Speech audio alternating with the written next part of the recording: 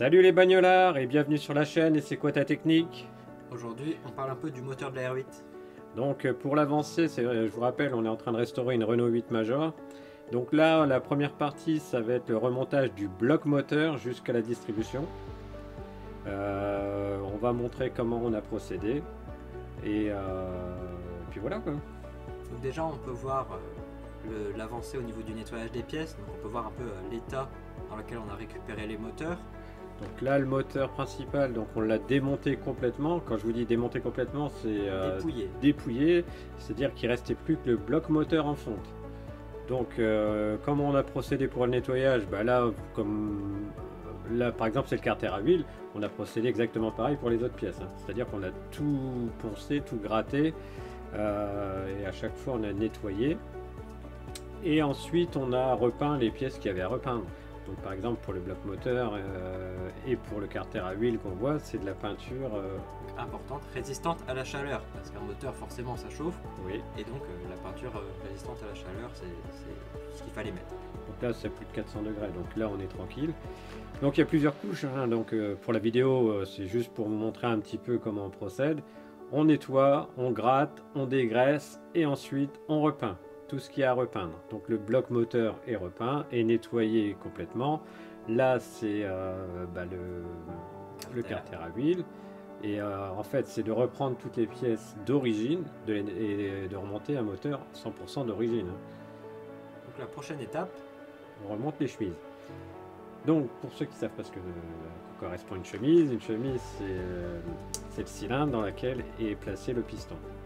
Donc pour remonter la chemise, savoir ce qui est très important. Donc là je mets un petit peu d'huile justement sur le petit rebord de chemise parce qu'il va y avoir un joint d'étanchéité.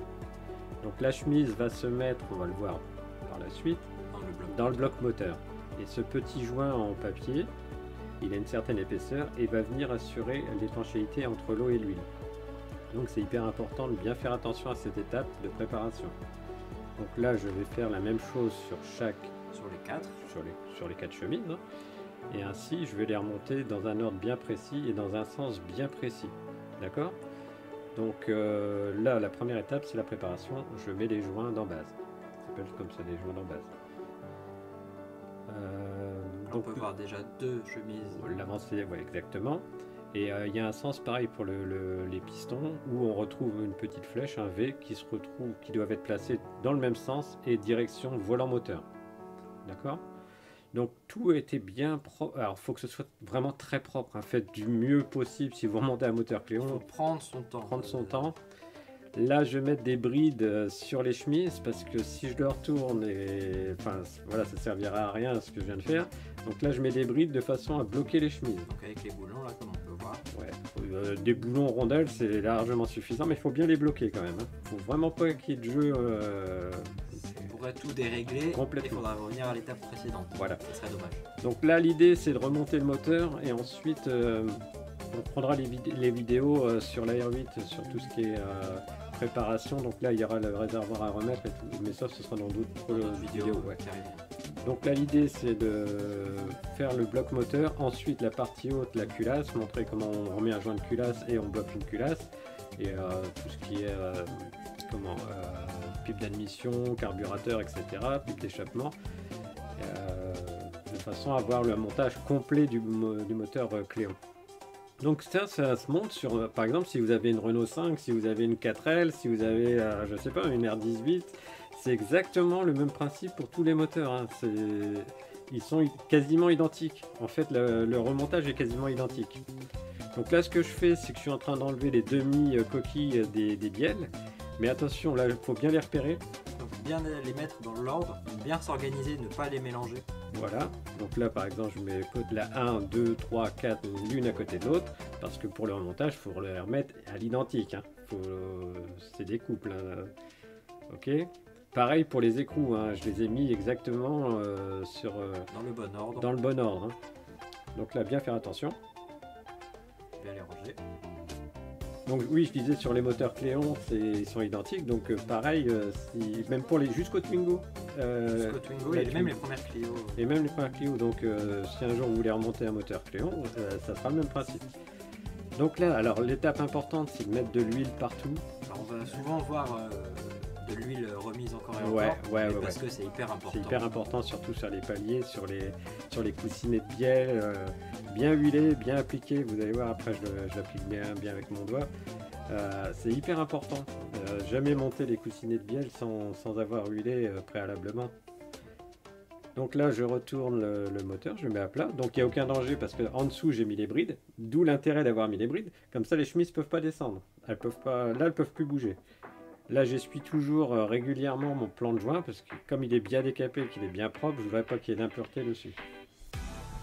Donc voilà, là ce que je disais, hein, j'étale bien l'huile avec mes doigts, pas avoir peur de se talir les mains. Hein. On pourrait mettre des gants. Et moi, là, j'ai besoin du toucher, du ressenti pour bien ajuster les pièces parce que c'est super délicat. Donc ça, c'est des petites brides sur le palier central. Alors ça, elles servent pour le jeu latéral. Donc on va voir, quand je vais installer le vilebrequin, c'est pour éviter qu'il y ait un jeu sur la longueur. Donc ça c'est hyper important de bien les placer, en plus elles ont un sens. Là on voit le vilebrequin, vous voyez je suis en train encore de huiler, hein. Faut pas hésiter à en mettre. Hein. Et là je le place, je le positionne. Et il rentre parfaitement. Et là ça rentre parfaitement. Voilà. Donc là je repositionne par la suite les petites brides. Hein. Et après je vais mettre les paliers. Donc je vais mettre les paliers qui vont venir maintenir l'ensemble vilebrequin. C'est un vilebrequin bien solide qui ne risque pas de se séparer. Ah ouais? T'as une référence là-dessus? Non. Non. C'est possible ça? Bon, on va pas s'étaler là-dessus, hein, chacun son problème, ses problèmes. Donc là je remonte les paliers et ensuite on remet bien dans l'ordre. Bien dans l'ordre que j'ai démonté. Donc là je regarde bien, à chaque fois il faut bien vérifier l'état, si les coussinets sont bien positionnés. Et s'ils sont bien positionnés, on peut serrer. Pareil avec les écrous, dans le même ordre qu'on l'a démonté. Donc là, et dans le bon sens. Dans le bon sens surtout. Voilà, le premier dans le premier. Voilà. Et ensuite, donc là j'ai serré. Hein. Et je vérifie si ça tourne bien, si ça raccroche pas, s'il n'y a pas un dur. Donc... Pour rappel, quand on avait acheté le moteur, c'était impossible de faire ça. Il était totalement grippé, bien bloqué. Alors bloqué de chez bloqué. Hein. Et là, on peut voir à la main, allez, tranquillement. Donc là, il tourne plutôt bien. Hein. Donc là, si j'avais pas mis les brides en dessous, je vous garantis que les chemises seraient descendues. C'est là où on voit vraiment l'utilité. Exactement. Donc là, je vérifie une à une s'il y a du jeu. Alors par contre, il faut qu'il y ait du jeu dans les bielles, du jeu latéral dans les bielles, c'est-à-dire du jeu sur le vilebrequin. Bon, très léger, hein, je vous parle pas d'un jeu de 5 mm, hein, vraiment tout léger. Mais sinon, vous aurez un serrage. Ça, c'est la pompe à huile. Donc pareil, c'est une pompe à huile d'origine qu'on a démontée, nettoyée et remise en état. Qui là n'a pas besoin de joint d'ailleurs. Non, il n'y a pas besoin de joint entre la pompe et le bloc moteur. Donc là, je le serre. Donc normalement, il y a un couple de serrage. Moi, je le serre à la main par habitude parce que c'est pas la première que je remonte.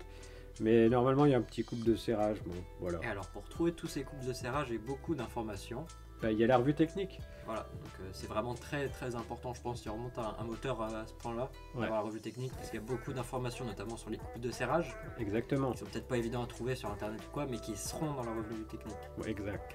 Donc là, la prochaine étape, ça va être de mettre le joint du carter à huile. Donc là, pareil, hein, c'est des pochettes qu'on a rachetées où vous avez tous les joints du moteur, hein, c'est des kits. Hein. Vous avez le joint de culasse, le joint de pompe à eau, joint de pipe d'échappement d'admission, carter à huile, les joints SPI pour le vilebrequin, joint SPI pour vous verrez, le cache de distribution. Il y a tous les joints, ça vous trouvez ça chez tous les grossistes de vendeurs de pièces de voiture. Je remets le carter à huile. Tout propre et tout nettoyé. Oui. Alors super important, on n'a pas gratté l'intérieur, on a juste dégraissé, enfin déshuilé et bien nettoyé avec un produit dégraissant. Parce que si vous frottez le carter, il y a quand même une pellicule de protection et vous allez l'enlever. Donc ça serait dommage. Donc là, Je resserre ensuite le carter avec toute la série de petites vis. Alors là en x2 parce que Parce que sinon, pour 3 plombs, on va regarder le serrage qui n'est pas très intéressant. Hein. Donc bien vérifier que le joint est bien appliqué. Donc là, c'est bon. Et on passe à la distribution. Donc ça, pareil, hein, c'est super simple sur le moteur Cléon. On a le petit pignon là du vilebrequin. qui est en bas. Ouais. Et là, je vais mettre le pignon de Arbracam. Bien. Donc là, c'est une distribution par chaîne. Le petit exercice, ça va être très simple. Ça va être d'aligner, on a deux petits repères sur le pignon de vilebrequin et sur le pignon d'Arbracam, de les faire coïncider en face. Faut que ça s'aligne. Faut que ça se s'aligne. regarde. Faut que ça se regarde, exactement. Donc là, dans un premier temps, je vais bien positionner à la main comme ça les repères. Faut le trouver déjà. Voilà, donc là, il sera aligné. Et après, le plus dur, ça va être de... Moi, je pensais pouvoir la mettre comme ça, mais non, pas du tout. Il y a pas assez, la chaîne n'est pas assez grande. Et pareil, une petite technique pour voir si la chaîne est encore bonne ou si vous voulez vous la remplacer. En fait, vous la mettez, vous la tendez, la chaîne. Et si jamais il y a un mouvement de fléchissement, vous pouvez la changer, elle est morte. Que là, si elle reste bien raide, c'est qu'elle est encore bonne. Voilà, c'est une petite astuce. Et pareil, on a le brin du bas qui doit être tendu, et là où se trouvera le tendeur, ça doit être, voilà, il faut que ça se retrouve exactement comme ça, de façon à ce que la distrie soit bien calée. Maintenant, je vais mettre le petit tendeur de distribution.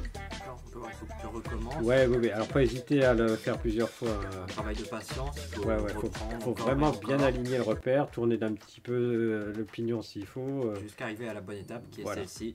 Celle-ci où bien tendu à droite, donc en bas, et à gauche. Où il y a le galet tendeur. Ouais, le galet tendeur. Enfin, le galet tendeur. Là, c'est un tendeur, c'est pas un galet, c'est un tendeur. Voilà, et là, tout est bien tendu. Pas trop tendu non plus, mais enfin, c'est le tendeur hein, qui fait vraiment la tension de la chaîne. Hein.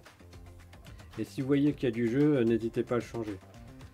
Donc là, tu tournes pour vérifier. Qu'est-ce que tu vérifies? Donc là, je vérifie au bout de 2 tours si les deux repères sont bien en face. Et donc là, tu as pu le vérifier. Donc là,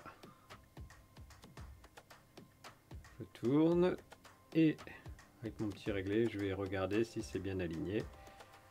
Voilà. Et on était bon? On est parfait. Ensuite, il restera une dernière étape. Alors, est-ce que tout est calé? Là, c'est calé. Et peut-être encore une autre étape. Il y a encore une petite étape, c'est on a le pignon qui va entraîner l'allumeur. Donc lui, il est fixé en haut du moteur. Donc là, c'est. Oui. Alors en fait, c'est l'Arbracam qui va le faire tourner. Sur l'Arbracam, il y a un petit pignon et qui va faire tourner le doigt de Delco, enfin le doigt d'allumeur, pardon. Alors pour faire attention quand on le remonte, il y a une partie plus fine que l'autre. Exactement. En haut, c'est un petit peu plus épais, donc de très peu, mais on peut voir que c'est un poil plus épais que en bas. Voilà. Et donc, faut mettre la partie la plus épaisse à l'intérieur. Alors, dans l'ennemi-cercle, c'est la plus petite partie qui va côté distribution. Voilà, c'est très important. Parce que sinon, quand vous allez monter l'allumeur, il sera dans l'autre sens. Parce que l'allumeur aussi, lui, a un sens. Donc là, je prends un aimant et je le place perpendiculaire au moteur. Donc la partie fendue est perpendiculaire au moteur. Et quand ça se sera fait, là, il y aura, sera bien calé. Là, la distribution sera bien calée.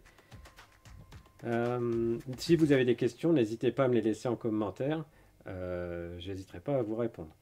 Ça, c'est le cache distribution. Et la prochaine partie, ça sera le remontage du joint de culasse, de la culasse, de la pipe d'échappement et d'admission. Et donc, tout ça sera dans une prochaine vidéo qui sortira sur « Et c'est quoi ta technique ?» Exactement. Voilà, j'espère que cette vidéo vous aura plu. Si ça vous plaît, alors n'hésitez pas à mettre un j'aime. Voilà. Allez, à bientôt les bagnolards.